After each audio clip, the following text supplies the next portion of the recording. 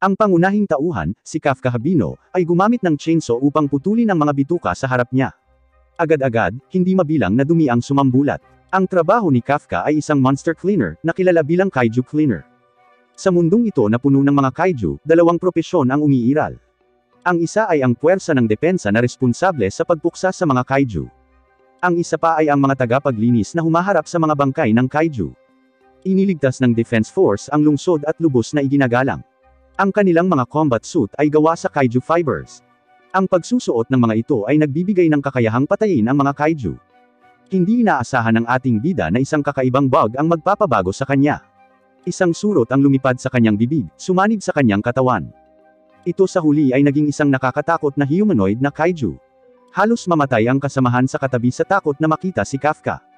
Hoy, Ichikawa, ako ito. Pinangarap ni Kafka na sumali sa Defense Force sa simula. Ngunit siya ay kulang sa talento at hindi pumasa sa mga pagtatasa. Siya ay nanirahan sa pagiging isang tagalinis na humahawak sa mga kaiju. Bagamat marumi at nakakapagod, ang paglilinis ay naging lubhang-dalubhasa para kay Kafka. Nang mali ang paghawak ng mga miyembro ng koponan sa Kaiju Visceral, nagbigay siya ng paggamot. Inilipat ng pinuno ng pangkat si Kafka sa lugar ng bituka. Kulang ang tauhan sa lugar kaya kinailangan ni Kafka na tumulong. Walang gustong magtrabaho doon dahil sa mabahong amoy. Pagkatapos ng isang abalang araw, umuwi si Kafka. Naghahanda sa pagtulog, narinig niya si Mina Ashiro sa TV. Isang batang babae ang lumitaw sa kanyang isipan noon. Magkaibigan sina Kafka at Mina noong bata pa. Ang kanilang bayan ay nawasak ng mga kaiju. Nangako silang maging miyembro ng Defense Force at paksain ang lahat ng kaiju. Tinupad ni Mina ang pangako at naging isang batang lider ng kandidato. Si Kafka, gayunpaman, ay kulang sa talento na sumali sa Defense Force. Ang kanyang magulong silid at hindi maayos na kusina ay sumasalamin sa kanyang nabaon na mga pangarap. Kinabukasan sa trabaho, may bagong dating sa kumpanya. Tulad ni Kafka, pinangarap ni Reno Ichikawa na maging miyembro ng Defense Force. Matagal nang sumuko si Kafka. Nang marinig ito, nalilito si Ichikawa. Ipinaliwanag ni Kafka na sinubukan niya ngunit nabigo ang ilang mga pagpipilian. Maiintindihan mo habang tumatanda ka. Sumagot si Ichikawa na hindi siya susuko. Nang makita ang awkward na sitwasyon, inayos ng kapitan ang gawain ngayon. Maglilinis ng bituka si Ichikawa, at pinangasiwaan siya ni Kafka. Bagamat nag-aatubili, sineseryoso ni Kafka ang kanyang trabaho. Pagsapit ng tanghali, pareho silang nakaramdam ng matinding pagkahilo. Nang makita ang tanghalian ni Ichikawa, binigyan siya ni Kafka ng mga bitamina. Kumain ka hanggat kaya mo, baka mahihirapan ka mamaya. Binigyan din siya ni Kafka ng nasal plugs. Tumanggi si Ichikawa, ngunit iginiit ni Kafka ang mga hakbang sa proteksyon. Sa hapon, lahat ay naglinis ng natitirang bituka. Lumapit si Ichikawa kay Kafka, na inaasahan ang paghihiganti. Sa halip, nagpasalamat si Ichikawa sa kanya. Kung wala ang tulong ni Kafka, hindi niya matitiis ang araw. Nagbahagi si Ichikawa ng magandang balita, ang limitasyon sa edad ng Defense Force ay lumuwag sa 33. Ayaw ni Ichikawa na makialam ngunit nakita niyang hindi kontento si Kafka. Nang marinig ito, nagpasalamat si Kafka sa kanya. Mas mabuti ka pa sa inaakala ko. Isang kaiju ang biglang sumulpat sa likod ni Ichikawa. Iniligtas ni Kafka si Ichikawa sa tamang panahon. Sinabihan ni Kafka si Ichikawa na umalis kaagad at ipaalam sa Defense Force. Aakayin ni Kafka ang kaiju upang matiyak ang kanilang kaligtasan. Pinangunahan ni Kafka ang kaiju sa isang ligaw na paghabol. Nagpasya siyang sumugod sa isang makipot na commercial street. Sumabog siya sa salamin na bintana at tumalon pababa. Ang mga alaala ng pagkabata ay muling lumitaw, nangako sila ni Mina na sasali sa Defense Force. Hindi niya kayang talunin ang isang minor na kaiju, naiinis siya. Gustong lumaban ni Kafka, ngunit hindi siya kayang suportahan ng kanyang mga paa. Ipinagkatiwala niya ang kanyang sarili sa tadhana. Sa sandaling iyon, namagitan si Ichikawa at iniligtas siya. Nagtaka si Kafka kung bakit bumalik si Ichikawa. Sumagot si Ichikawa, kung iiwan kita, hinding-hindi ako magiging Defense Force officer. Paano ako nagiging walang silbi, hindi nakatupad, at hindi kayang protektahan ang isang junior? Dumating si Mina at ang 3rd Division at pinangunahan ang rescue operations. Sinulyapan ni Mina si Kafka bago nagmamadaling umalis. Nakahiga sa kama ng ospital, naalala ni Kafka na walang kahirap-hirap na tinapos ni Mina ang kaiju. Malaki ang pagitan nila. Naramdaman ni Kafka na wala ng lakas ng loob na harapin si Mina. Sa kabutihang palad, ang paghihikayat ni Ichikawa ay nakatulong kay Kafka na mapagtanto ang isang bagay. Nagpasya siyang ihinto ang panlilinlang sa kanyang sarili at magsikap na maging miyembro ng Defense Force. Isang lumilipad na surot ang lumitaw sa kanyang harapan. Sa wakas natagpuan ka, lumipad ang bug sa bibig ni Kafka, na nagdulot ng matinding pagbabago. Naramdaman ni Ichikawa na may mali at binuksan ang mga kurtina. Sa sobrang takot niya halos mapaihi niya ang sarili. Si Kafka ay natakot sa kanyang sariling pagbabago sa isang kaiju. Kailangan munang ipaliwanag ni Kafka ang mga bagay-bagay. Bagamat huminahon si Ichikawa, tinawagan ng matanda sa labas ang Defense Force.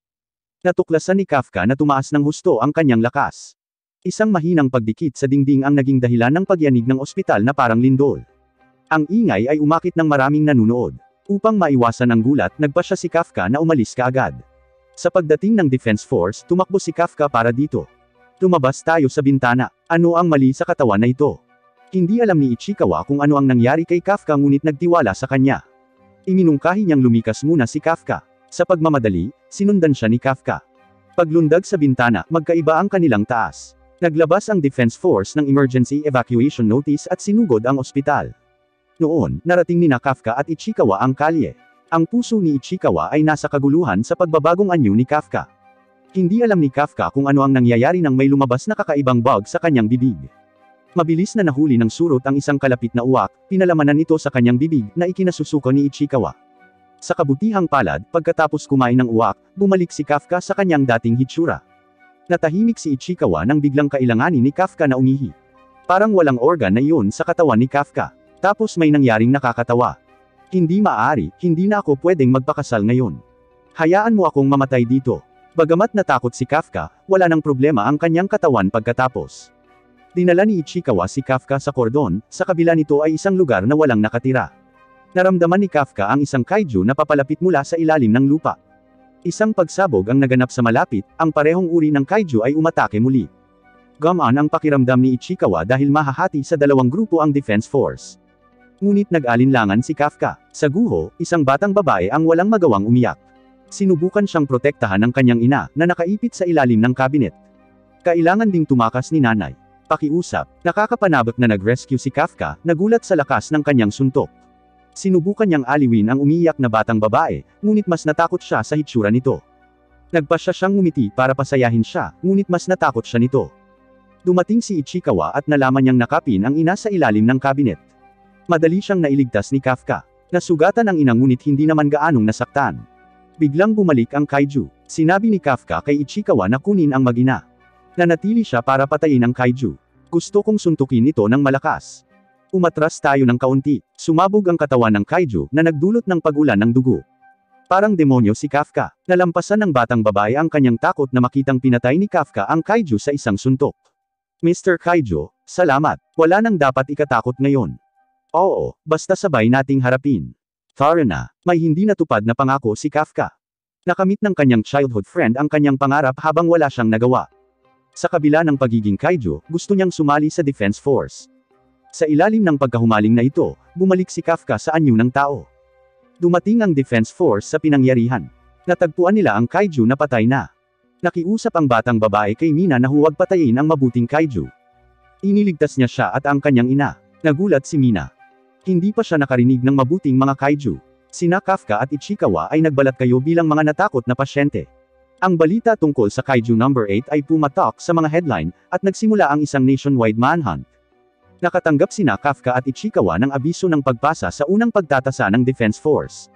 Dinala ni Ichikawa ang mabuting balita kay Kafka, na nagbago sa kanyang anyo ng kaiju sa Pananabik.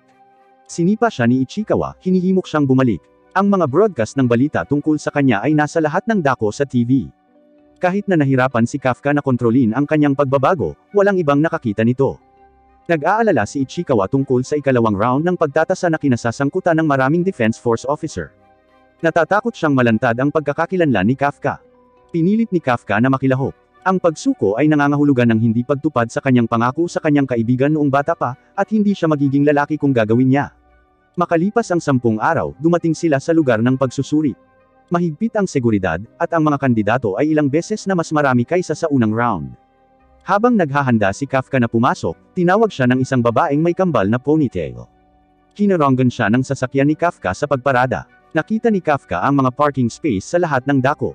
Ang blonde na babae ay nagpumilit na mag-park sa pwesto ni Kafka dahil ang maswerteng number niya ay 5. Gusto ni Kafka na turuan siya ng leksyon, ngunit sinabi niya, kung hindi ka lilipat, hayaan mo akong gawin ito sa aking sarili. Hinubad ng blonde na babae ang kanyang jacket, na inihayag ang isang itim na bodysuit, ang combat suit ng Defense Force. Nag-iisang binuhat niya ang sasakyan ni Kafka at itinapon ito palayo. Sino ka ba talaga? Examine number 2016, si Kikoru Shinomiya. Hobby ko ang pagpatay sa mga kaiju. Tandaan mo yan. Tanda, may amoy ka ng isang kaiju. Ipinaliwanag ni Ichikawa na sila ay mga manggagawang naglilinis ng mga bangkay ng kaiju. Walang kahirap-hirap na binuhat ni Kafka ang isang kalapit na van, na ikinagulat ni Kikoru, na inakala na si Kafka ay may combat suit. Ako ay ang examine number 2032, si Kafka. Tandaan mo yan, little girl. Napansin siya ng dalaga sa unang pagkakataon. Sa panahon ng pagsubok, napagtanto ni Kafka na siya ay mahina. Halos hindi niya nagawa ang mga pangunahing pagsusulit dahil sa kanyang edad, na nagrerango ng 219 sa 225 na examines. Ang babaeng henyo na si Kikoru, sa ika-16 na taon, ay nakamit ang ika-5 pwesto. Dahil sa parking incident, nagpakita siya sa harap ni Kafka. Sa kabila ng kanyang kawalang kasiyahan, alam ni Kafka na mahirap makapasa sa pagsusulit. Kung ikukumpara sa pagkabalisa ni Kafka, kalmado si Ichikawa. Hinikayat niya si Kafka, sinabing may pagkakataon pa. Ang pangalawang pagsubok ay karaniwang may kinalaman sa paghawak ng bangkay ng kaiju, isang trabahong kinuha ni Ichikawa ng part-time. Dumating ang pangalawang pagsusulit, si Sashiro Hoshina, bise-kapitan ng 3 Dibisyon ng Defense Force, ang taga-Suri. Siya rin ang bise-kapitan ng kaibigan ni Kafka noong bata pa. Sa kanilang sorpresa, ang pangalawang pagsubok ay hindi paghawak ng mga labi kundi isang napakahirap na pagsupil sa kaiju. Inilabas ni Ichikawa ang 8% ng kanyang lakas sa pakikipaglaban. Si Haruichi Azumo ay may 18%. Si Aoi Kaguragi ay may 15%, at si Iharu Furuhashi ay may 14%. Ang pagpapakawala ng lakas ng labanan ay sumasalamin sa paggamit ng kakayahan ng suit. Ang mga sinanay na individual ay umabot sa humigit kumulang 20%. Ang mga freshman na higit sa 10% ay mahusay. Ang 46% pinalabas na lakas ni Kikoru ay nakamangha sa lahat, ang talento sa antas ng pinuno ng squad na gumagawa ng kasaysayan. Sa 8%, naramdaman ni Ichikawa na mahina, ngunit pinuri ito ng pangunahing taga-Suri bilang mahusay. Walang sinuman ang nagkaroon ng 0% nagpakawala ng lakas hanggang ngayon. 0%, anong meron sa lalaking yon? Paano magiging 0%? Kakaiba, naisip ko na ito ay isang error sa pagsukat. Naniniwala si Kikoru na ang lakas ni Kafka ay hindi 0 matapos makita ang kanyang parking lot display. Nagsimula ang huling pagsusulit sa 36 na minor na hayop, na Yoju, at isang pangunahing hayop, na Hanju. Gumamit ang mga kalahok ng mga armas na partikular sa kaiju, bawat isa ay sinundan ng drone. Ang isang sitwasyong nagbabanta sa buhay ay magti-trigger ng isang kalasag at pagkabigo sa pagtatasa. Ang larangan ng digmaan ay mapanganib, hindi garantisado ang kaligtasan. Kumpiyansa ang pagsugod ng mga kandidato. Si Kikoru, na may pinakamataas na marka, ay tumayo. Na-eliminate ang Yoju number 12. Na-eliminate ang Yoju number 03. Natigilan si Kafka. Hindi niya magamit ang kapangyarihan ng suit o iangat ang kanyang sandata. Inihayag ng taga-Suri ang pakikilahok ni Kapitan Mina, na hinihimok ang lahat na maging mahusay. Pagkatapos ng ilang pag-iisip, tinanong ni Kafka si Ichikawa kung bakit ang bawat tao ay nilagyan ng drone. Kung ang pagsusuri ay nagbibilang ng mga hayop na napasuko sa pamamagitan ng mga sensor, ang pagmamasid sa mga aksyon at kakayahan ng mga kandidato ay mahalaga. Sa pagtatapon ng kanyang sandata, naghanda si Kafka na tumulong sa mas may kakayahang umatake. Hindi nagtagal, nakita nila si Haruichi Azumo na nangunguna sa isang squad laban sa isang kalapit na Yoju. Nakilala ni Kafka ang ganitong uri ng kaiju mula sa mga nakaraang paglilinis. Kainin mo ito, stun grenade. Nanlalabo ang mga mata nito, ngunit nanatiling matalas ang pandinig. Dahil sa pagkagambala sa pandinig nito, naging mahina ito. Ipinaalam ni Kafka kay Haruichi Azumo ang kahinaan ng tiyan nito. Magandang suporta, Kikoru fan. Hindi niya ako fan. Nakahanap sina Kafka at Ichikawa ng isa pang squad para tulungan. Biglang, isang Yoju ang sumugod kay Kafka, inihagis ito sa pader at nabali ang ilang buto. Natukoy ng pagsubaybay ang abnormalidad ng buhay ni Kafka, inihanda ang kalasag habang papasok ang Yoju. Bago ito umatake, ang biglaang pag-atake ni Kikoru ay nagpabagsak sa Yoju. Walang magiging biktima kung nasaan ako, tiniyak ni Kikoru pagkatapos ng pagliligtas. Hahawakan ko ang kaiju, mag-recover ka lang. Nabali ang ibabang binti ni Kafka, hindi siya makatuloy, ngunit tumangging sumuko. Nakakahiya, pero ipupuste ko ang lahat sa buhay ko. Nabali ang mga binti ni Kafka sa pag-atake ng Yoju, iminungkahi ng taga-Suri na huminto siya. Ang determinasyon ni Kafka ay nakumbinsi siyang manatili. Hinayaan ni Ichikawa si Kafka na sumakay sa kanyang likuran, gamit ang kaalaman upang suportahan ang mga kasamahan sa koponan, kahit na nakahihiya. Ngunit ang hindi nila alam ay hindi kailangan ng kanilang mga kasamahan ang kanilang suporta. Lahat ng mga kaiju sa bulwagan ay pinatay ni Kikoro, ang pag-asa ng bansa. Habang naghahanda siyang kutsain si Kafka, isang figure ang bumaril sa kanyang dibdib. Ang shot ay hindi umabot sa kanyang puso, dahil sa kanyang combat suit. Nakakagalaw pa ba ito? Nakakapagsalita ang bagay na ito? Anong meron sa balat? Napansin nito ang combat armor ni Kikoro.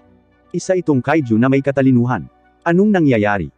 Ang mga palatandaan sa buhay ng Subject 2016 ay abnormal, iniulat ng Command Center. Nabuhay muli ang lahat ng Yoju, level 6.7 na ngayon ang kanilang lakas.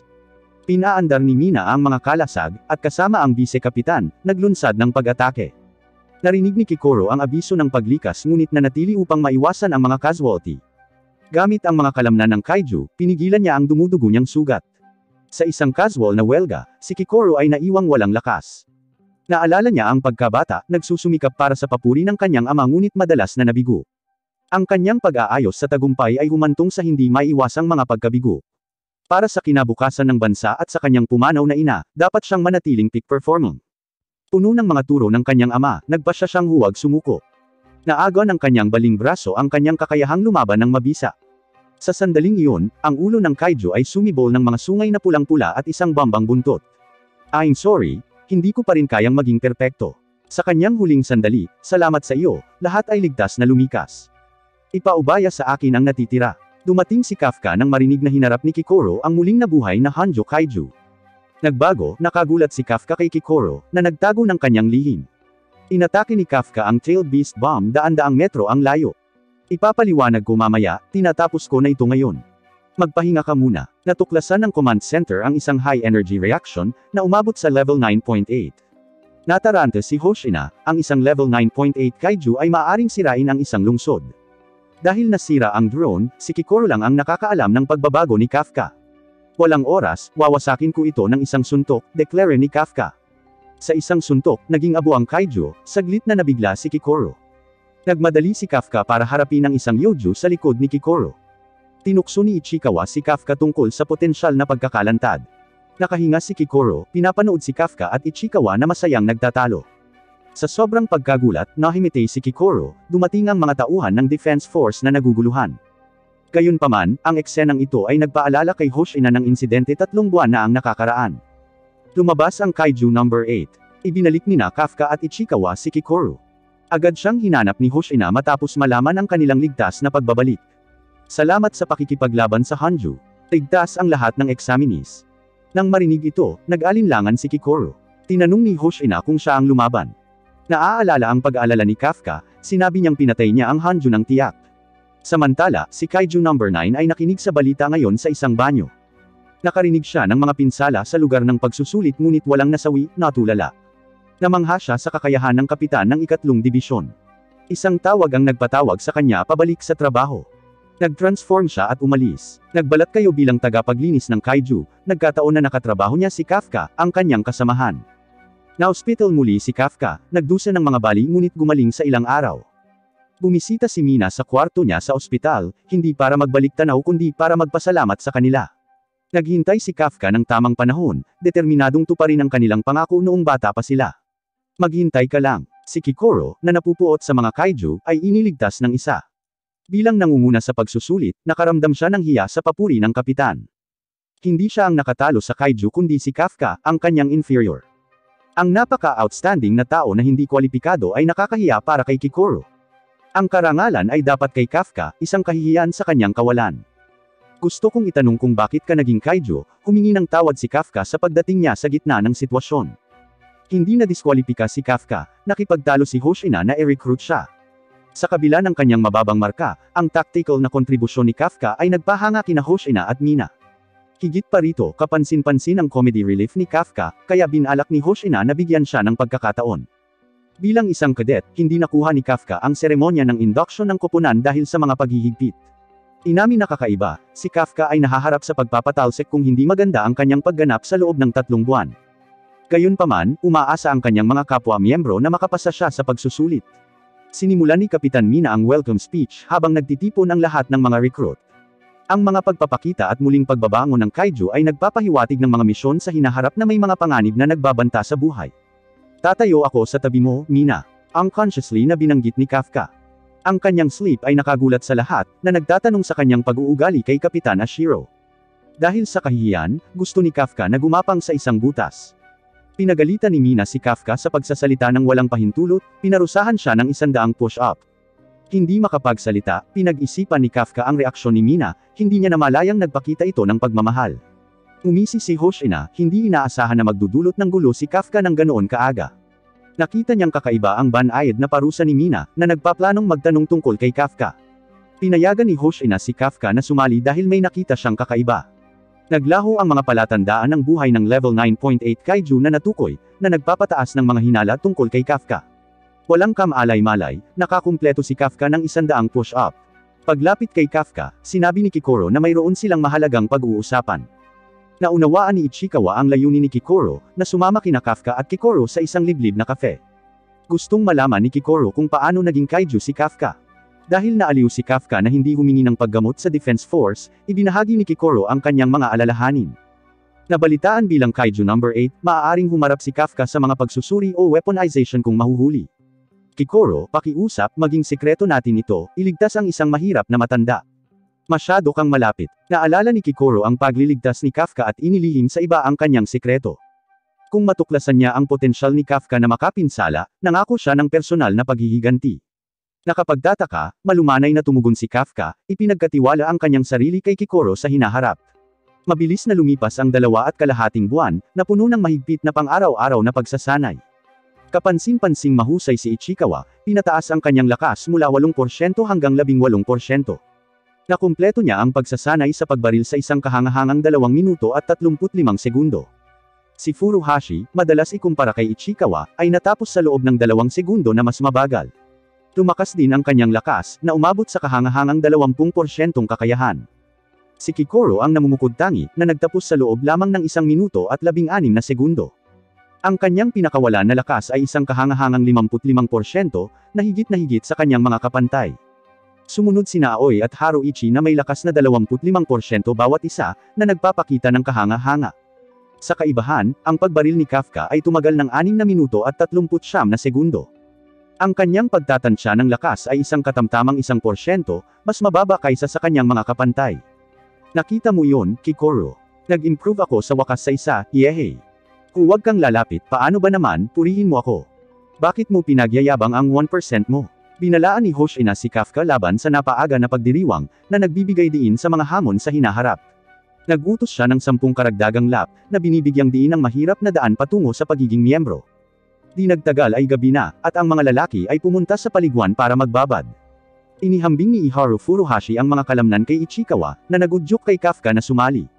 Ipinakita ni Kafka ang kanyang biceps ngunit hindi ito mapanatili, mabilis na bumalik ang tiyan. Nagtawanan sina Furuhashi at Ichikawa, sinisi ito ni Kafka sa pagtanda sa lagpas 28. Ang 8-pack abs ni Aoi Kaguragi ay nagparamdam sa kanilang lahat na hindi sapat. Sa panig ng kababaihan, kinainggitan ni Kikoro ang malakas at hindi nagkakamali na figure ni Mina. Pinagbuti ni Kafka ang mga relasyon ngunit natutunan ng lahat na sumali para sa impluwensya ni Kapitan Mina. Marami ang naligtas ni Mina sa mga pag-atake ng kaiju bilang mga bata, na inspirasyon niya. Nang tanungin tungkol sa pagsali, ginulat ni Kafka ang lahat bilang kaibigan ni Mina noong bata pa sa mga pangako. Samantala, natapos ng maligo si Kikoro at nadatnan niyang hinimete ang mga lalaki sa kwento kay Mina. Nagpatuloy ang pagsasanay ng walang kapaguran, ang pagpapabuti kasama ang mga kasama ay isang kagalakan. Nag-aral si Kafka hanggang gabi habang ang iba ay natutulog, dedikado at masipag. Kinwestiyon ni Hoshina ang motibasyon ni Kafka, inamin ni Kafka na para ito kay Captain Mina. Alam ni Hoshina mula sa pag-eavesdropping, kainahinala sa mga ambisyon ni Kafka bilang bise-kapitan. Ipinaliwanag ni Kafka ang pangako niya kay Mina na magkatabi silang lalaban. Nag-aatubili si Hoshina ngunit nilimitahan ang oras ng pag-aaral ni Kafka sa 2 oras. Binalaan ni Hoshina si Kafka na huwag makipaglaban para sa bise-kapitan, na nagpapahiwatig ng kanyang nakaraan. Binigyang diin niya na panatilihing minimal ang mga relasyon dahil sa mga panganib sa trabaho. Mga kaiju, ito ay hindi isang drill, ito ay dumating kaagad pagkatapos pag-usapan ito. Tayo na, unang misyon. Noon lang, biglang lumitaw ang isang Hanjo sa sentro ng lungsod. Ang isang malaking bilang ng mga Yojas ay lumitaw din kasama ang mga Hanjo. Batay sa trajectory ng Hanjo, itinakda ni Mina ang kanyang posisyon sa pag-sniping. Pinili ni Mina ang Area Echo upang ibagsak ang Hanjo. Ang mga baguhan sa kanilang unang laban ay pinangunahan ng mga pinuno ng squad. Ang mga rookie ay pangunahing responsable sa pag-alis ng Yojas sa lupa. Handa nang ilunsad ang operasyon, at tumalo ng lahat maliban kay Kafka. Dahan-dahan siyang bumaba sa mataas na gusali sa halip na tumalon. Samantala, nagsimulang salakay ng militar ng Self-Defense Force ang Hanju. Ang mga karaniwang armas ay hindi makapinsala sa Hanju, ngunit bibilhin nito ang oras para kay Mina. Matagumpay na nakarating si Kafka sa larangan ng digmaan, iba ang pakiramdam sa pagkakataong ito. Nararamdaman niyang malinaw na tumutugon sa kanya ang combat suit. Ilabas ang buong combat power. At pagkatapos lang nun, napatumba siya. Huwag pumunta sa harap, ikaw ay 1% lamang. Bakit kailangan nating alagaan ang mga baguhan? Tumabi at manood. Ang kahinaan ng kalaban ay hindi malinaw. Maging maingat hanggang sa makatanggap ng impormasyon sa front line. Pinawi ni Kikoro ang kalaban gamit ang matinding kapangyarihan, na ikinagulat ng mga veterano. Kinilala ng senior na ang firepower na ito ay kay Kikoro Shinomiya. Kikoro, magaling. Ano ang inaasahan mo? Sino sa tingin mo ako? Ang mga palatandaan ng buhay ay abnormal, pagtaas ng rate ng puso. Hindi natin kailangang magulat ng mga walang kwentang bagay. Bukod kay Kikoro, hindi dapat madaig ang mga bagong dating. Sa tulong, matagumpay na napatay ni Furuhashi ang isang Yoju. Malapit nang magyabang, nalaman ni Furuhashi na pinatay ni Ichikawa ang isang solo. Binago ni Ichikawa ang mga properties ng bala sa pagyayelo, na hindi makakilos ang kalaban. Nang nakabisado na, naging mas madali ang pagpatay sa mga Yoju. Nadama ni Ichikawa na ang kanyang pagganap ay hindi sapat, nais na maging mas malakas. Nais niyang hindi na kailanganin ni Kafka ang pagta-transform. Magkasabay din ang teamwork ni Haruichi at Kaguragi. Napatay nila ang ilang Yoju sa ilang minuto. Dahil sa mga pagtatanghal na ito, nawala ng tiwala ang mga veterano. Anong meron sa mga bagong recruit? Ang bawat isa ay nakakatawang malakas. Si Nakanoshima, ang pinuno ng squad, ay mas concerned sa kanilang hitsura.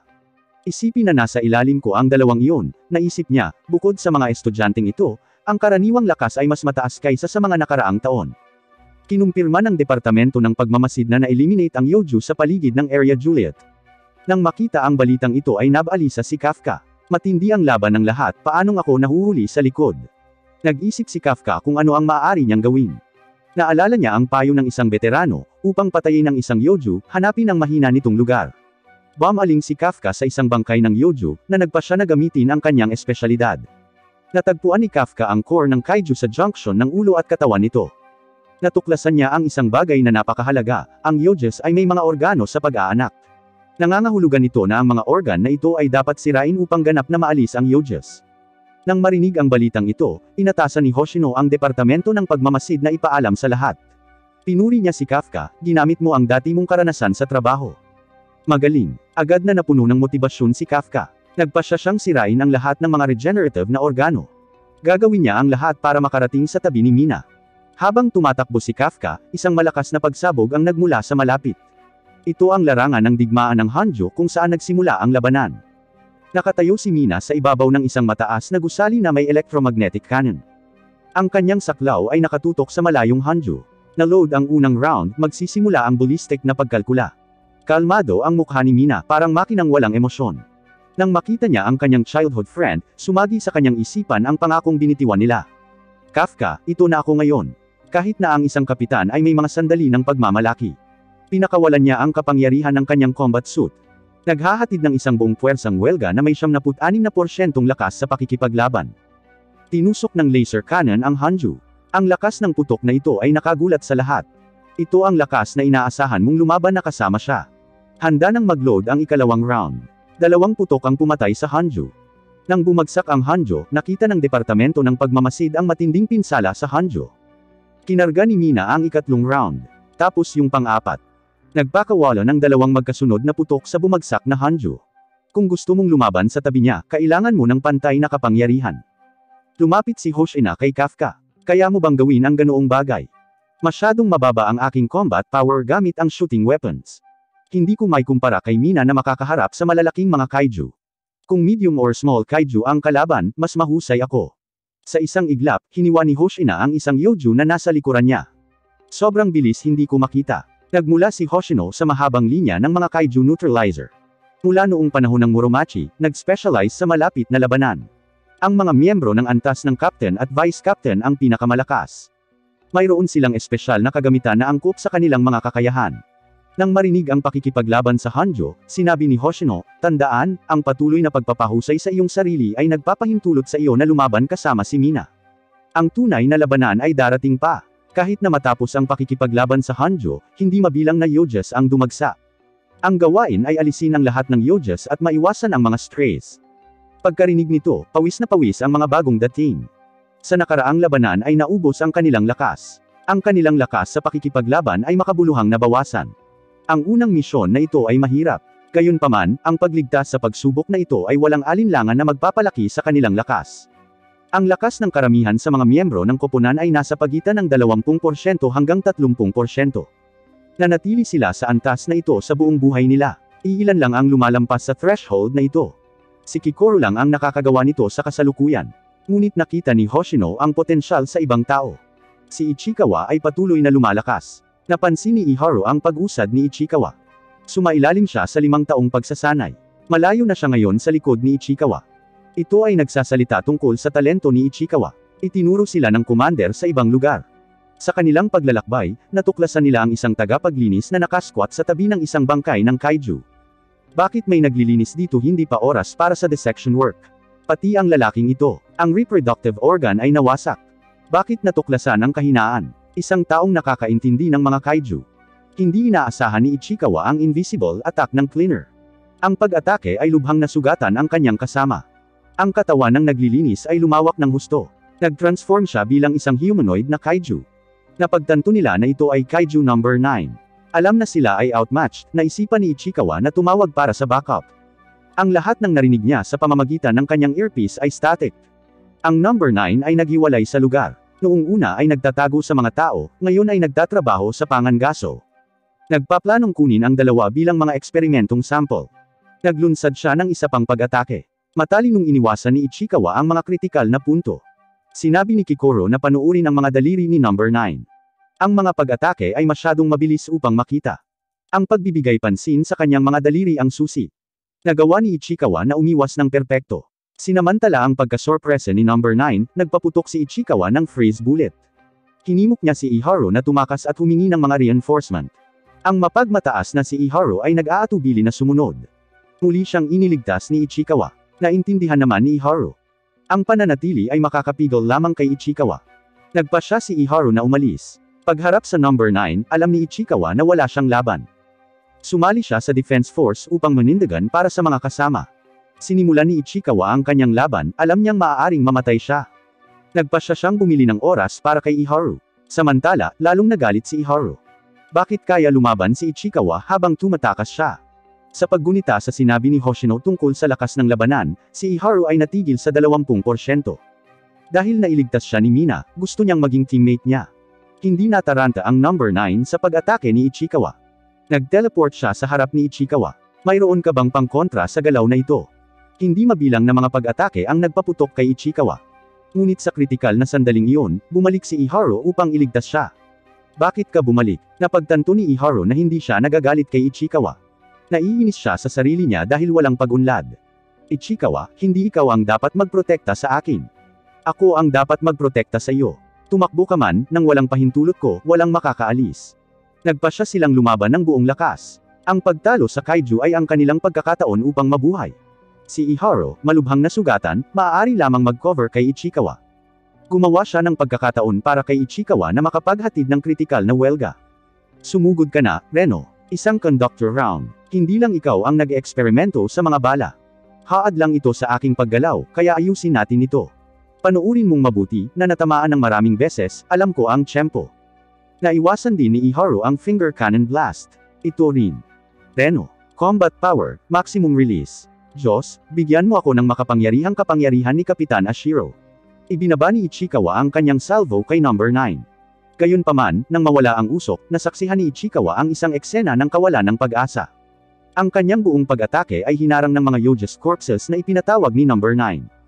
Pagkatapos ay lumabas ito nang hindi nasaktan mula sa mga bangkay ng mga Yojas.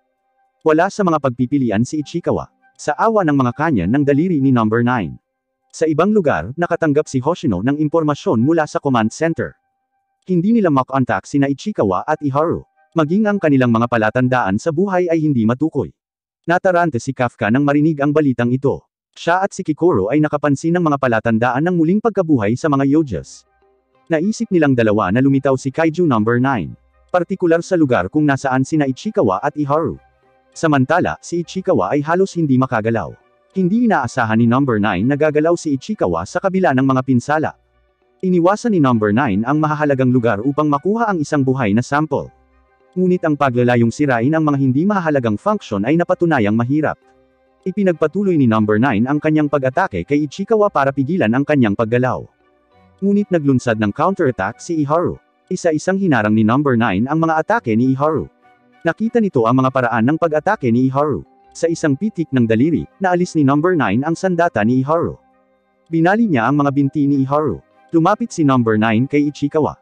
Pinagmasdan ni Iharu ang pagpapahirap ni number 9 sa kanyang kasama. Napuno ng kawalan ng pag-asa si Iharu sa pagkakasaksi nito. Nasasaktan ang kasama ko. Wala akong lakas para pigilan ito. Ayokong aminin.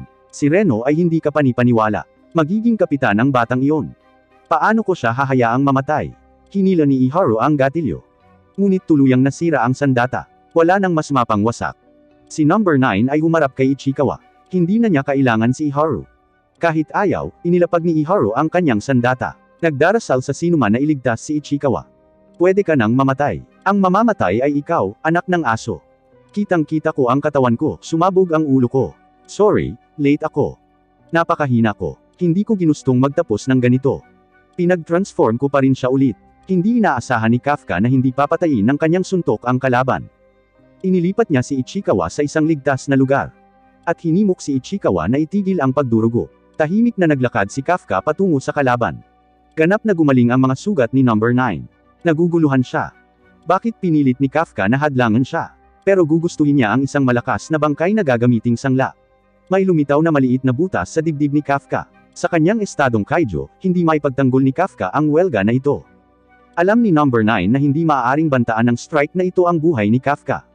Nagpasya siyang gamitin ang buong lakas. Maraming cell cannon ang lumitaw sa likod ni number 9. At napagtanto ni Iharu na hindi gumamit ng buong lakas ang kalaban. Hindi natarante si Kafka. Nagalit siya na nagbukas ng butas ang kalaban kina Ichikawa at Iharu. Si number 9 ang gumawa ng unang hakbang. Hindi binalak ni Kafka na umiwas. Ibinuka niya ang kanyang mapupungay na panga. Sumigaw siya para bumuo ng sound barrier. Ito ay sapat na malakas upang ipagtanggol laban sa mga kanya ng daliri. Pagkatapos ay sa isang iglap, lumitaw si Kafka sa harap ni number 9. Sinalubong ng kaiju ang mga suntok ng kamao na tumatama sa kanyang katawan, napakabilis para harangan. Kakaiba, iniutos ni number 9, ang pader ng mga katawan ay hamarang sa paningin ni Kafka. Kinuha ni number 9 ang pagkakataong kumilos. Ere-reconstruct ko. Ngunit kumalas si Kafka sa dingding at patuloy na hinahabol si number 9. Anong nangyayari? Ano ba itong lalaking ito? Nang makita ito, nagpasya si number 9 na gamitin ang kanyang katawan para sa depensa. Matapos makatiis sa mga hampas, nabasag ang kanyang katawan. Ang paggaling ay bumagal ng husto. Nagpasya si number 9 na umatras. Huli na ang lahat. Dumating na naman ang suntok ni Kafka. Ang iyong core ay nasa iyong katawan. Susuntukan ko ito. Masama ito. Sa isang strike, nalantad ang core ni number 9. Malapit nang makuha ni Kafka ang tagumpay. Ngunit dumating ang mga miyembro ng defense force ng makarinig ng ingay. Na-distracted kay Kafka. Dahil sa matinding pinsala ni number 9, gumuho ang barrier na nakaharang sa paligid. Pumasok ang mga miyembro ng defense force. Sa sandaling ito ng kaguluhan, muling nabuo si number 9. Ipinahayag niya na naiintindihan niya ang mga ugali ni Kafka. Sa susunod, papatayin niya si Kafka. Gustong ituloy ni Kafka. Ngunit target ng number 9 ang isang miyembro ng defense force. At hinarang ni Kafka ang pag-atake gamit ang kanyang katawan. Si number 9 ay nawala sa kalangitan sa gabi. Habang umaatres din si Kafka, nahuli siya ni Hoshino.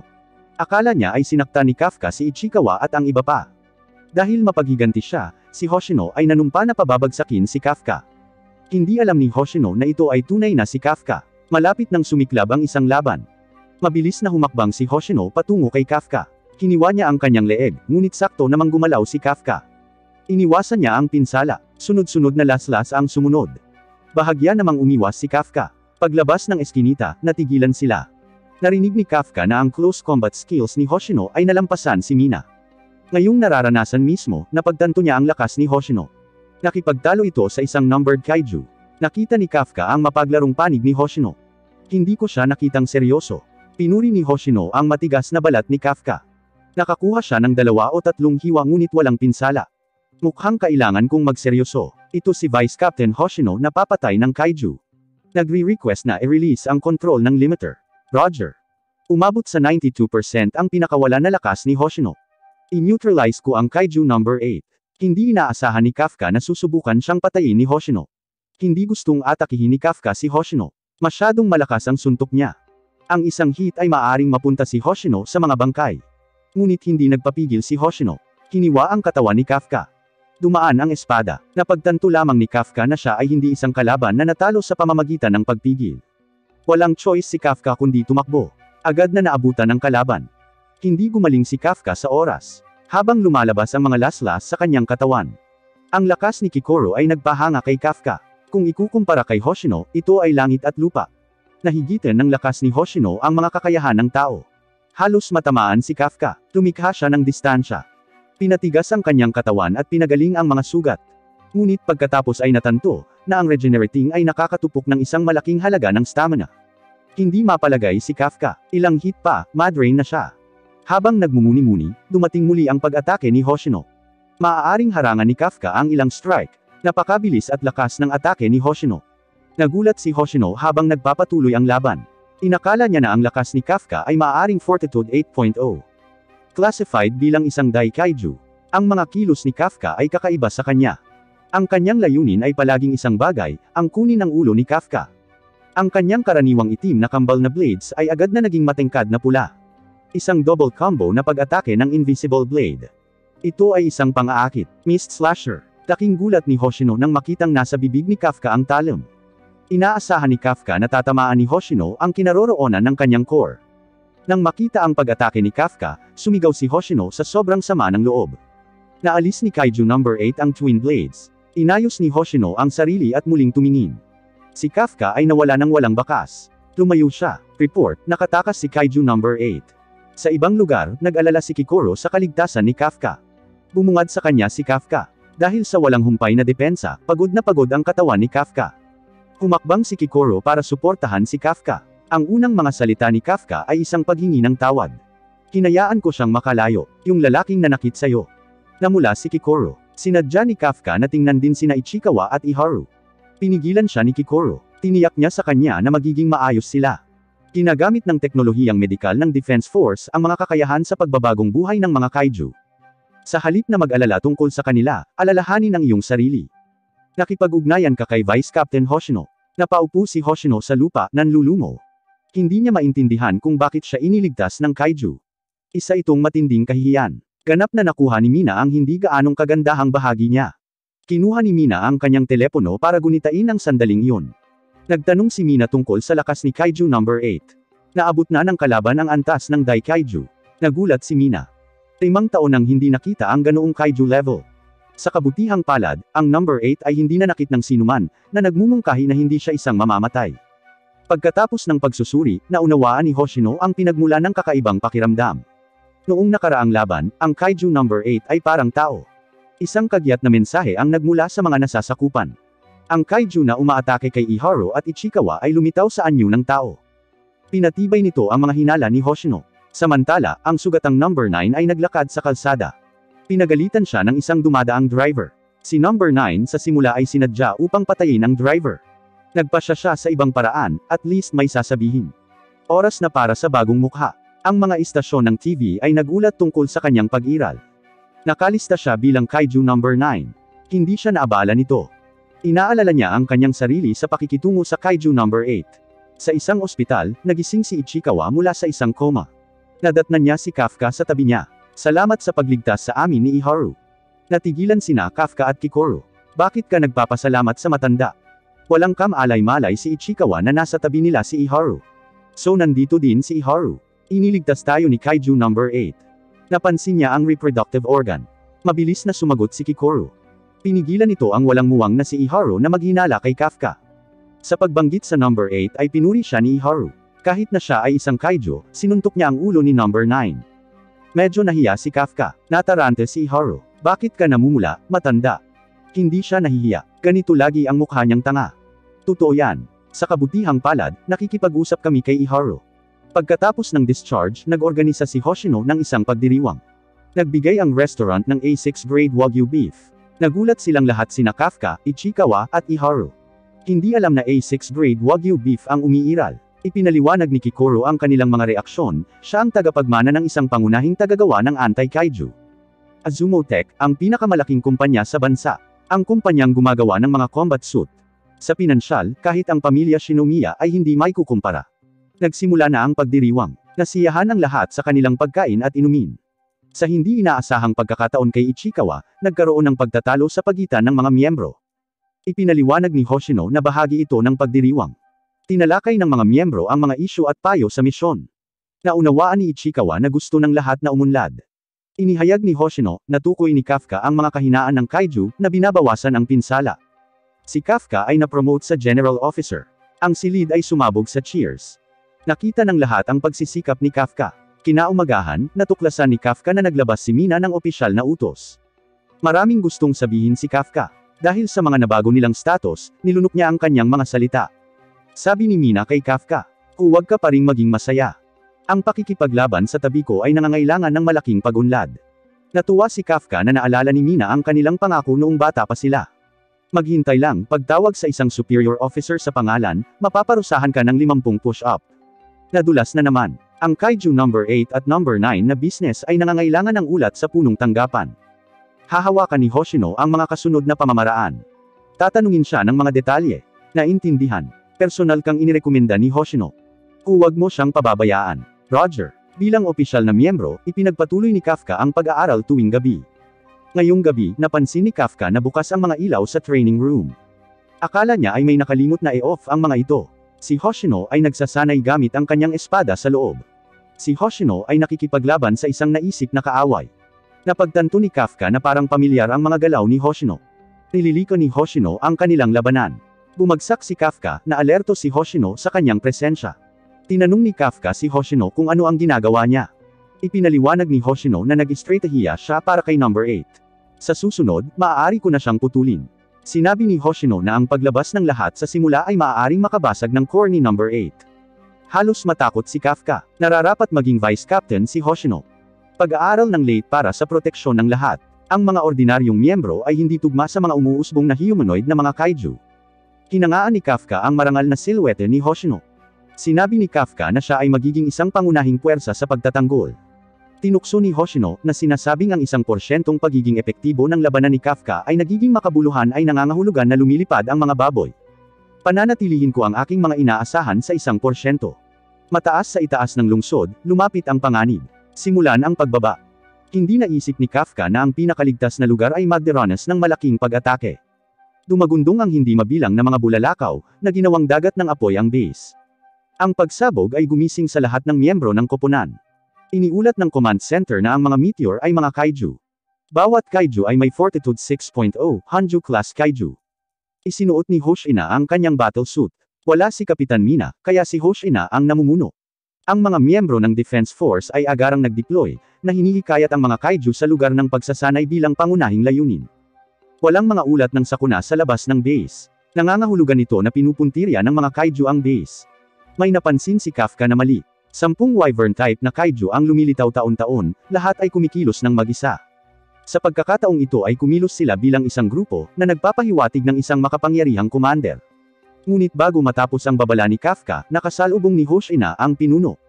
Ikaw ba ang pinakamalakas dito? Ang kaiju ito ay nagsasalita ng wika ng tao. Wala dito ang kapitan. Napagdesisyonan na, akin ka. Iniulat ng Departamento ng Reconnaissance na ang humanoid na kaiju ay may Fortitude 8.3, isang Daikaiju class. Iniutos ni Hoshina na pigilan ang mga wyvern na magdulot ng mga sibilyan na casualty. Ang bagong lumabas na kaiju number 10 ay nagpaputok ng isang airshot. Mabilis na umiwas si Hoshina. Nag-teleport ang number 10 sa likod ni Hoshina, nag-swing ng isang mapangwasak na suntok. Nabasag ang salamin sa loob ng 2 metrong radius.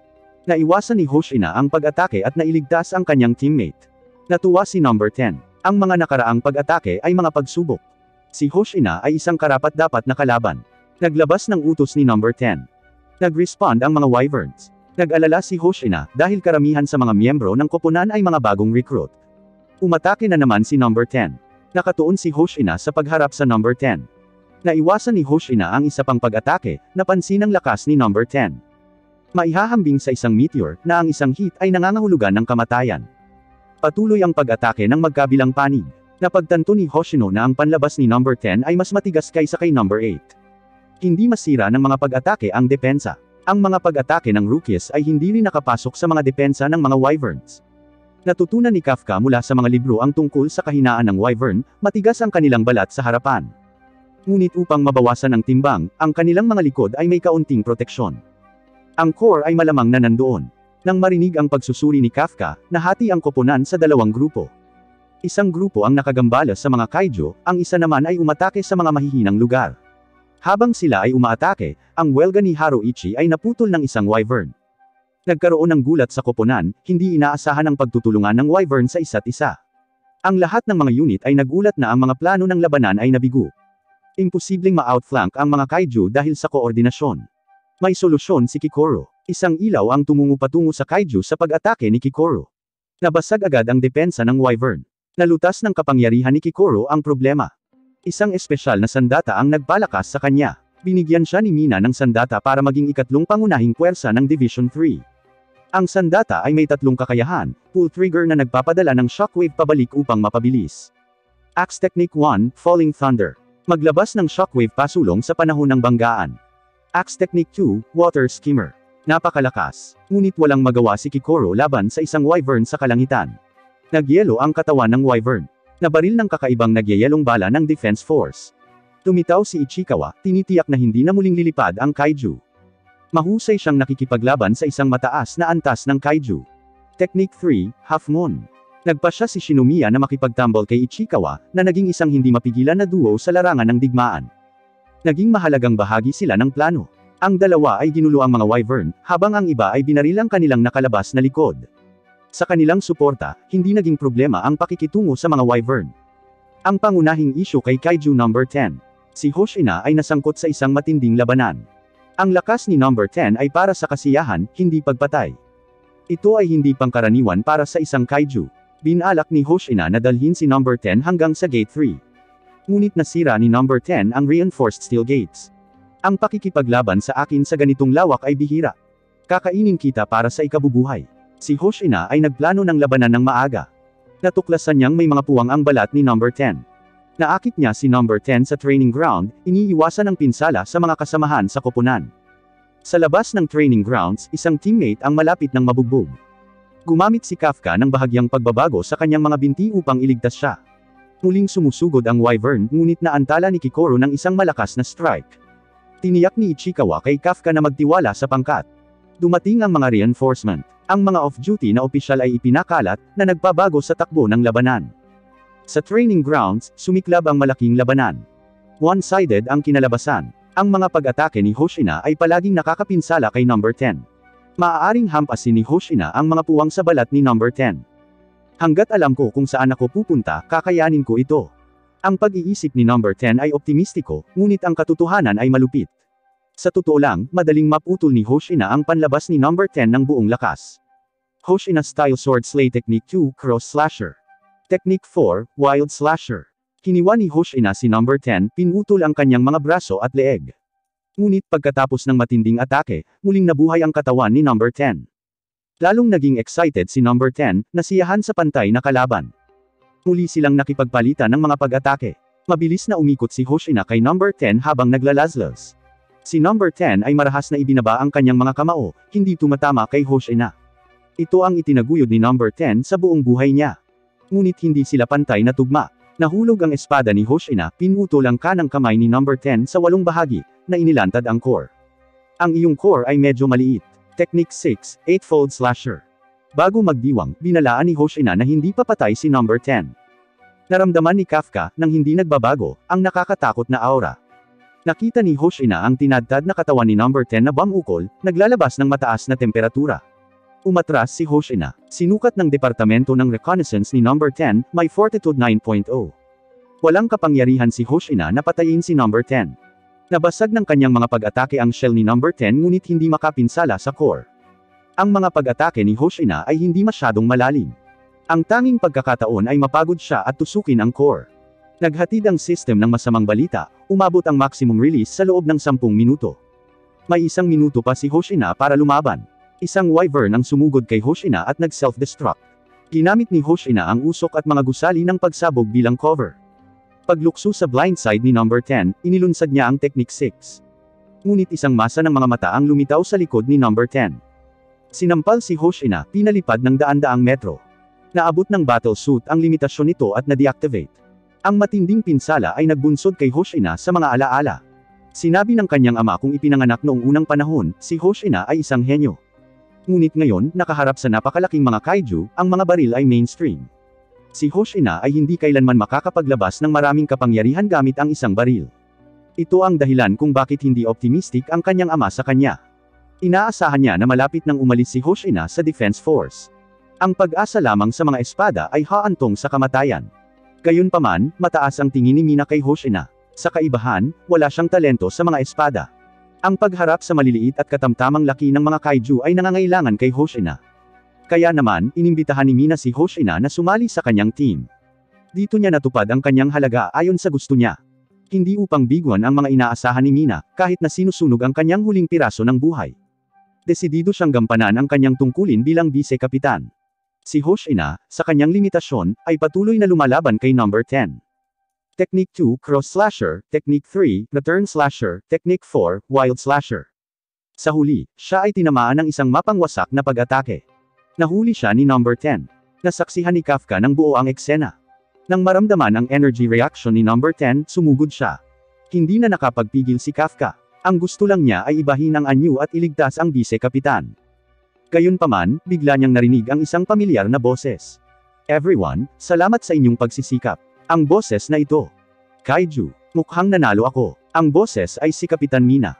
Tumpak na tumama ang energy cannon kay number 10. Hindi inasahan ni Mina ang mabilis na regeneration speed ng kalaban. Ipinaalam sa kanya ng Departamento ng Pagtuklas ang tungkol sa pangunahing lokasyon ni number 10. Agad na pinuntirya ni Mina, ngunit mabilis na nag-defensive posture si number 10. Para tulungan si Mina, kinailangan niyang mawala ng balanse si number 10. Ginawa ni Hoshina ang gawain. Malubhang nasugatan, madali pa ring nawala ng balanse ang kalaban. Hanggang 63% lang ng kanyang kapangyarihang labanan ang kaya niyang ilabas. Ang mga pag-atake ni Hoshina ay maaari lamang masira ang shell ng kalaban. Sa sandaling iyon, dumating si Kikoro. Tumama ang kanyang higanting palako sa bukong-bukong ng kalaban. Hindi niya inaasahan na hindi siya makakalusot sa depensa. Sinabihan siya ni Hoshina na huwag tumigil. Siya ay sumugod pasulong, nabasag ang shell sa paligid ng bukong-bukong. Naghatid si Kikoro ng full power strike doon. Ang kanilang pinagsamang welga ay gumana. Si number 10 sa wakas ay bumagsak. Naabot ng battle suit ni Kikoro ang limitasyon nito sa strike na yon. Ang pagbagsak ni number 10 ay nagbigay ng pagkakataon kay Mina. Sa isang malakas na putok, tumambad ang core ni number 10. Isang energy cannon shot na lang ang mayroon si Mina. Ito lang ang pagkakataon niya. Tinulungan ng mga squad si Mina na alisin ang natitirang mas mababang mga kaiju. Muling sumugod si Hoshina para mangharas. Huwag tumigil sa pag-iisip, 5 segundo pa lang, katawan ko. Maghiwa, magukit ng landas ng dugo, kumpletuhin ang gawaing ito. Salamat, maswerte ako na ikaw ang aking vice captain.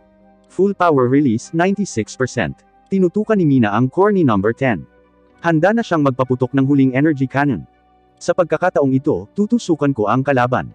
Sa wakas ay nawala ang mga antas ng enerhiya ni Kaiju number 10. Ipinagdiwang ng lahat ang tagumpay, nagpapahinga at nakabawi. Naluluha si Kafka, humanga sa lahat. Nais niyang maging bahagi nito balang araw. Biglang, ang larangan ng digmaan ay sumailalim sa isa pang mutation. Isang malaking globo ng enerhiya ang lumitaw sa itaas. Ang Yoju class na wyvern na mga kaiju ay lumipad dito. Ang eksenang ito ay ikinagulat ng lahat.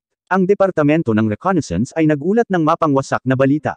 Ang globo ng enerhiya na dumampi sa lupa ay mag-uudyok ng nuclear explosion. Isang supergiant Yoju bomb, huminto, huwag magpaputok. Lahat, umatras. Huli na ngayon. Mga tao, tumawag ang pugot na ulo ni number 10. Sa pagkakataong ito, tawagin natin itong draw. Lahat ay hindi sigurado kung ano ang gagawin. Walang alinlangang sumugod si Kafka patungo sa energy sphere. Gusto siyang pigilan ni Hoshina ngunit nakita niya ang hindi pamilyar na bilis ni Kafka. Sa sandaling nagbago si Kafka, kinumpirma nito ang mga hinala ni Hoshina. Palagi niyang nararamdaman na may mali tungkol kay Kafka ngunit hindi niya kailanman isinaalang-alang ang posibilidad na ito. Hindi alam na naaakit sa kanyang mga pagsisikap, hindi niya napansin ang maliwanag na posibilidad na ito. Halo-halong damdamin din ang naranasan ni Kafka sa sandaling ito. Ang gusto lang niyang gawin ay humingi ng tawad. Nabigo siyang matugunan ang inaasahan ni Hoshina at binigo niya si Kikoru. Sinira niya rin ang pangako niya kay Ichikawa. Ang pagkakalantad na ito ay isang responsibilidad na kailangan niyang pasanin. Sinira nito ang pangarap niyang lumaban kasama si Mina. Ngunit paano siya naninindigan at walang gagawin? Ang lahat ng miyembro ng koponan ay desperadong lumaban. Paano siya tatayo para protektahan ang sarili niya? Walang mas mahalaga kaysa sa buhay ng bawat isa. Kung tutuusin, bahagi siya ng Defense Force. Sa pagkakataong ito, turn ko na para humakbang pasulong. Sa suntok ni Kafka, lumipad ng 10,000 metro ang energy sphere. Pagkatapos ay sumabog ito sa langit. Agad namang inutusan ni Mina ang kanyang team na humiga. Pinaandar niya ang buong kalasag ng kanilang mga battle suit. Ang resulta ng pagsabog ay umabot sa lupa. Sa hindi inaasahang pagkakataon, hindi tumakas si Kafka. Nag-set up siya ng depensa, pinuprotektahan ang dalawang nasugatang kasamahan sa koponan. Bumaba ang resulta. Noon, pagod na pagod si Kafka. Matagumpay niyang nailigtas ang lahat.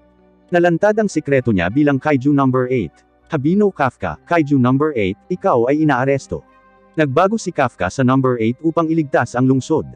Sa halip na makuha ang titulo ng isang bayani, siya ay nakulong. Agad na nagpatawag ng emergency meeting ang mga nakatataas. Iminungkahi ng Deputy Director ang agarang execution kay number 8. Gusto niya itong gawing sandata. Ang Direktor General, si Shinomiya Isao, ay nagpasya na mag-obserba sandali. Ipinadala niya ang 3rd Division para mag-transfer kay number 8 sa kanyang kustodiya. Hindi tumanggi si Kafka na patunayan na hindi niya sasaktan ang mga tao. Medyo natatakot pa rin siya. Minsang sinabi ni Kikoru na ang makapangyarihang mga kaiju na nagtalaga ng isang number ay maaaring maging mga sandata. Habang nagmumuni-muni si Kafka, pinangunahan ni Mina ang kanyang koponan. Hindi siya umimik. Diretso niyang kinuha si Kafka. Nasa labas lahat ng miyembro ng 3rd Division. Hindi nang ahas si Kafka na tumingin sa mukha ng sinuman, lalo na kay Ichikawa. Si Ichikawa ay palagi siyang isinasaalang-alang. Inilantad niya ang kanyang pagkakakilanlan laban sa payo. Naramdaman ni Kafka na hindi siya patatawarin ni Ichikawa. Sa hindi inaasahang pagkakataon, nagmamadaling lumabas si Ichikawa habang sumakay sa sasakyan. Malakas na sinabi ni Ichikawa kay Kafka, alam kong babalik ka. Naniniwala ako. Walang surveillance system ang nasa loob ng transport vehicle. Pagkasara ng pinto ay nagsalita si Mina. Nagpasalamat siya kay Kafka sa pagligtas sa lahat. Bagamat nabigla sa pagbabago ni Kafka, nagtiwala si Mina na ito ang Kafka na kilala niya. Sinabi ni Mina na nagtitipon sila ng mga paaborableng patotoo at mga video. Kung mapatunayang tao pa rin, maiiwasan ni Kafka na mapatay. Sa 3rd Dibisyon, walang itinuturing na kaaway si Kafka. Gagawin nila ang lahat para matulungan siya. Isang bagay ang gustong kumpirmahin ni Kafka, magagawa ko pa ba ang pakikipaglaban sa tabi mo? Hihintayin kita palagi. Nagsimulang maiyak si Kafka. Habang pinapanood ng mga miyembro ng 3rd Division ang pag-alis ni Kafka, sumaludo sila. Ang kanilang mga puso ay napuno ng pasasalamat at paggalang. Nag-alinlangan ang Deputy Director tungkol dito. Hindi napigilan ni Hoshina ang pagsaludo. Iminungkahi niya na ito ay isang pagpupugay lamang kay Kapitan Mina. Pagkalipas ng ilang araw, dinala si Kafka sa punong tanggapan ng base sa baybayin. Ang lugar ay may 30 armored blast door. Hindi malinaw ang kapalaran ni Kafka. Sa kanyang pagkakakulong, tinulungan siya ng mga miyembro ng 3rd Division. Naniwala sila sa kanya. Ang isang tao na nagiging kaiju ay hindi madaling maimpluwensyahan. Nangolekta si Mina ng paborableng ebidensya para kay Kafka. Inutusan niya si Konomi na ihatid ito sa punong tanggapan. Hinawakan ni Hoshina ang resulta ng larangan ng digmaan. Nalungkot siya na pagtantong nagpipigil si Kafka. Umaasa siyang makakabalik si Kafka para sa tamang laban. Pumunta si Kikoru sa opisina ng Director General, ang kanyang ama, si Shinomiya Isao. Umaasa siyang magiging maluwag ang kanyang ama kay Kafka. Pagkatapos ng lahat, iniligtas niya ang kanyang buhay. Tumanggi ang kanyang ama nang walang pag-iisip. Inabot niya rito ang isang dokumentong nagpapakita ng chest x-ray ni Kafka. Ibinunyag nito na ang kanyang puso ay pinalitan ng isang kaiju core. Huwag mong kalimutan, ang iyong ina ay pinatay ng isang kaiju. Intindihin mo ito at umalis. Sa kabila nito, matatag na naniniwala si Kikoru na si Kafka ay tao. Lumipas pa ang ilang araw. Tinipon ni Mina ang mga elite ng rookies ng 3rd Division. Sila ay itinalaga sa ibang mga dibisyon. Nagpasya ang mga nakatataas na ang lokasyon na ito ay hindi na magsisilbing pasilidad ng pagsasanay. Sa madalas na paglitaw ng matatalinong mga Daikaiju, ginawa ang desisyon na ipadala ang mga elite sa iba't ibang unit. Sa kabilang panig, ilang araw na nakakulong si Kafka, sumasailalim sa mga pagsusuri. Hindi siya lumaban, gustong patunayan na tao pa rin siya. Hindi niya inaasahan na darating si Shinomiya Isao, ang pinakamalakas sa kasaysayan. Inalis ni Isao ang mga pagpigil ni Kafka, alam na kung si Kafka ay Daikaiju class, hindi siya kakayanin ng mga pagpigil. Nandoon si Kafka dahil sa personal na pagpipilian. Nang marinig ito, naisip ni Kafka na madaling kausap si Isao. Gayunpaman, biglang naglunsad ng pag-atake si Isao. Nagpaputok ng ilang bala ang Director General kay Kafka. Sa kabutihang palad, hinarang ni Kafka ang pag-atake sa pamamagitan ng pagbabago ng kanyang braso. Gustong magsalita ni Kafka ngunit lumipat si Isao sa harapan at nasugatan ang kanyang tiyan. Ito ay para mangolekta ng mga sample ng dugo. Ang isang nilalang na nakakasalo ng mga bala gamit ang laman ay hindi tao. Ikaw si Kaiju number 8. Hindi ako Kaiju number 8, ako si Habino Kafka. Walang balak tumigil si Isao. Sinenyasan niya ang command room na i-unlock ang weapon code. Kumpletong neural connection, operator na nakasynchronize sa Kaiju number 2, FS1002 activated. Pumunta at mamatay sa ganoong anyo. Magsisimula na ang pagpuksa sa Kaiju number 8. Si Kafka, upang patunayan na siya ay tao pa rin, ay hindi ganap na nagbago. Hindi niya inaasahan na tatanggalin ni Isao ang kanyang nag-transform na braso. Hindi nagbigay ng pagkakataon si Isao na huminga, walang humpay na umaatake. Ito ang lakas ng pinakamalakas na tao sa Defense Force. Kailangang ipagpatuloy ni Kafka ang pagbabagong anyo bilang Kaiju. Ito talaga ang gusto ni Isao. Kung direktang tamaan ako, napakasama nito. Pagkatapos ng ilang mga galaw, si Kafka ay binugbog at tinanong ang kanyang pag-iral. Nakarinig siya ng matalim na ingay sa kanyang utak, kadalasang nangyayari lamang sa Daikaiju. Pero si Isao lang ang nasa harapan. Napagtanto niyang pinalabas ni Isao ang aura ng Daikaiju. Iyon ay ang Kaiju na sandata ni Isao, Kaiju number 2. Noong 1972, halos nawasak nito ang Sapporo ng mag-isa. Ang Kaiju number 2 ay may hindi kapani-paniwalang kapangyarihan at pagmamataas, hindi kailanman sumuko hanggang kamatayan. Si Isao lamang ang maaaring gumamit ng mga guwantes na battle suit. Naunawaan ni Kafka na ito ang Kaiju weapon na binanggit ni Kikoro. Pagkatapos ng ilang nakamamatay na tama, ang katawan ni Kafka ay nasa limitasyon nito. Ang isa pang tama ay mga nahulugan ng kamatayan. Sinubukan niyang umiwas ngunit naputol ang kanyang mga paa. Kailan ito nangyari? Tinamaan ng malakas na suntok si Kafka. Sa pag-aayos ng alikabok, ipinakita nito ang Kaiju number 8. Naramdaman ni Kikoro na may mali. Mabilis na tumaas ang kapangyarihan ni Kafka, na nabasag ang isolation layer ng command headquarters. Nakulong sa loob ng katawan ng Kaiju, naramdaman niyang hindi mapigilan ang kanyang katawan. Naganap ang isang mutation, at lumitaw ang number 8, bumubulong, patayin ang lahat ng Kaiju. Sa mga salitang ito, tuluyang nawala ng kontrol si Kafka. Tumigil ka. Dapat ay isang tao ka, Habino Kafka. Nagsimulang umatake si Kafka na parang hayop, walang pakialam sa pagtatanggol sa sarili. Upang maalis ang kahinaan, pinaikot ni number 8 ang kanyang itaas na katawan. Gamit ang mga energy jet, naghatid siya ng hindi inaasahang suntok kay Isao. Sa pagharap sa self-mutilating attack na ito, napagtanto ni Isao na ang number 8 ay lumabag sa sentido komon ng tao. Gusto ni Kafka na tumigil ito, ngunit hindi kontrolado ang kanyang katawan. Dumagundong ang mga sumasabog na kamao, ngunit nagawa ni Isao na palakihin ang kanilang distansya. Pagkatapos ay gumamit siya ng sonic boom upang mapahusay ang saklaw ng kanyang pag-atake. Nakakagulat, ang nahulog na number 8 ay walang Kaiju core. Ang core ay lumitaw sa likod ni Isao, gamit ang kanyang katawan bilang pang-aakit. Nakagulat ito sa mga nanunood. Kahit na ang top-grade containment facility ay nasira, na kayang makayanan ang Kaiju Scale Level 10.0. Ang Deputy Director ay nanatiling kalmado, pakiramdam ang ilang pinsala ay hindi maiiwasan. Ito ay isang labanan sa pagitan ng dalawang nagngangalang Kaiju. Nagtaka ang Deputy Director sa mga aksyon ni Isao, bakit hindi patayin ang number 8 sa anyo ng tao. Tila sinusubok ni Isao ang mga kakayahan ni number 8. Nang marinig ito, napagtanto ni Kikoro na nakinig sa kanya ang kanyang ama. Gusto niyang bigyan ng pagkakataon si Kafka na mabuhay. Gayunpaman, ang kapangyarihan ni number 8 ay lumampas sa mga inaasahan. Noong una, si Isao ang nangibabaw, ngunit lalo siyang nahirapan. Si Isao ay dumanas ng matinding suntok mula kay Kafka. Ang mas masamang balita, ang number 8 ay nag-transform sa isang higanting Kaiju, na mas malakas kaysa kay Isao. Sa kabila ng kanyang lakas, hindi makalmat ni Isao ang number 8. Nakiusap si Kafka na huminto ang kanyang katawan, ngunit hindi ito nakinig. Ang patuloy na pag-atake ay nangangahulugan na si Isao ay papatayin. Desperado na nilabanan ni Kafka, para lamang malaamon ng buo ng maliit na anyo ng insekto ng number 8. Sa malabo, isang maliit na kamay ang nagligtas sa kanya, ang kanyang kaibigan noong bata pa. Hihintayin kita palagi. Hindi ako si Kaiju number 8. Ako si Kafka Habino. Bumalik si Kafka sa anyo ng tao. Sa kanyang pagbagsak, isang malaking talam ang inilagay sa kanyang leeg. Nakialam si Isao, ang bagong dating ay si Narumi, kapitan ng unang dibisyon. Ang lugar ng labanan ay napapaligiran ng kalaban. Hindi nakatanggap ng senyales si Narumi kaya hindi siya nakialam. Nanawagan si Isao para sa medikal na paggamot para kay Kafka. Ang mga nakatataas na puwersa ng depensa ay nagpatawag ng isang emergency na pagpupulong tungkol sa pagbitay kay Kafka. Pinatawag nila si Mina sa meeting. Sa pagsisiyasat, natuklasan nilang kilala niya si Kafka matagal na ang nakalipas. Ipinaalam nila na ang mga salita ni Mina ay hindi magbabago sa kinalabasan. Sa sandaling ito, nilayo ng lahat na gawing sandata si Kafka. Sinabi ni Mina na hindi siya naging mabait kay Kafka sa panahon ng pagtatasa. Siya ay ganap na dumaan sa kanyang sariling mga pagsisikap. Natuklasan ni Kafka ang mga organo ng reproduktibo ng mga Yoju, na gumawa ng makabuluhang kontribusyon. Paulit-ulit niyang iniligtas ang mga kasamahan sa koponan at inihayag ang kanyang pagkakakilanlan upang sirain ang supergiant Yoju bomb, na buong kabayanihang nagligtas sa lungsod. Bagamat kinumpirma ng mga salitang ito ang pagkakakilanlan ni Kafka sa kaiju, nagpatuloy siya.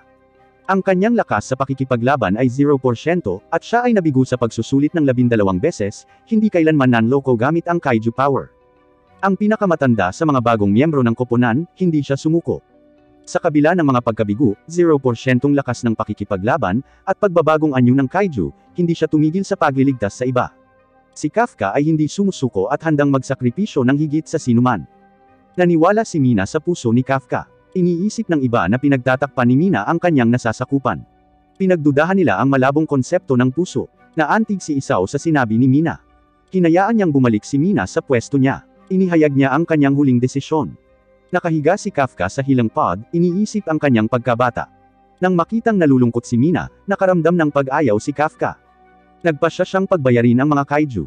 Kung siya ay naging kaiju, mas gugustuhin niyang mamatay bilang tao. Iminulat ni Kafka ang kanyang mga mata, sa isang medikal na kama, nakita si Isao sa tabi niya. Nang makitang buhay si Isao, nakahinga ng maluwag si Kafka. Kung nasugatan si Isao, hindi kayang harapin ni Kafka si Kikoro. Naisip ni Kafka na kinikilala ng mga nakatataas ang kanyang pagkatao. Itinuro ni Isao ang kanyang dibdib, pinabulaanan ito. Ipinarating ni Isao ang desisyon ng pulong, si Kafka ay ituring bilang kaiju. Halos lahat ay tutol na iligtas ang buhay ni Kafka. Ngunit nais ni Isao na panatilihin si Kafka bilang isang puwersang panlaban. Ang mga nakatataas ay hindi nasiyahan sa desisyong ito. Naniniwala si Isao na kayang kontrolin ni Kafka ang kapangyarihan ng kaiju. Kahit na ang number 8 ay ginawang armas, hindi ginagarantiyahan ang pagganap. Ang mga Daikaiju ay lumitaw ng mas madalas. Pinakamainam na panatilihin ang maaasahang puwersang ito. Naalala ni Isao ang Kaiju number 6 mula 10 taon na ang nakararaan. Nagdulot ito ng sakripisyo ng 200 miyembro ng koponan, kabilang ang kanyang asawa. Ang patuloy na paglabas ng mga Kaiju ay madaling masira ang bansa. Ang wastong paggamit ng kapangyarihan ni Kafka ay maaaring maging pag-asa nila. Kafka Habino, kung nais mong mabuhay, patunayan ang iyong pagiging kapaki-pakinabang. Naghanda si Mina na umalis, nang marinig na si Kafka ay hindi mapaparusahan. Umayos ang nakabiti niyang puso. Ipinasa niya ang mensahe sa mga miyembro ng koponan. Masaya ang lahat sa pagbabalik ni Kafka. Labis na nag-aalala si Konomi, iniisip na magdudulot ito ng kaguluhan sa publiko. Kailangang makamit ni Kafka ang isang bagay na makabuluhan. Ang paghahayag ng kanyang pagkakakilanlan ay nangangailangan ng pagkilala. Isang krisis ang tahimik na lumapit. Ginamit ni number 9 ang internet upang maunawaan ang teknolohiya ng tao. Natutunan niya ang mga lokasyon ng mga pangunahing base ng puwersa ng depensa. Naghanda siyang maglunsad ng kabuoang pag-atake. Si number 9 ay naglalayong ibalik ang kapangyarihan ng kaiju.